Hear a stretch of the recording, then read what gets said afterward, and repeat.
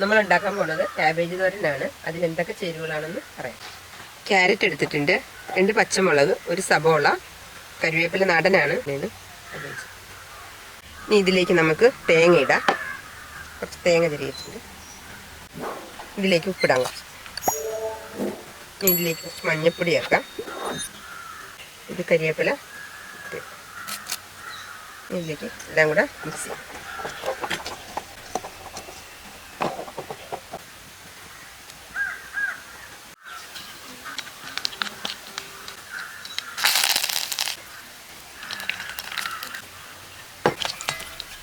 ഇനി നമുക്ക് ക്യാബേജ് ഇട്ട് കൊടുക്കാം.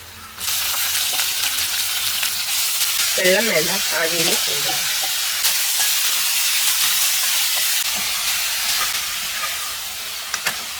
ഉപ്പിട്ട് കൊടുക്കാം.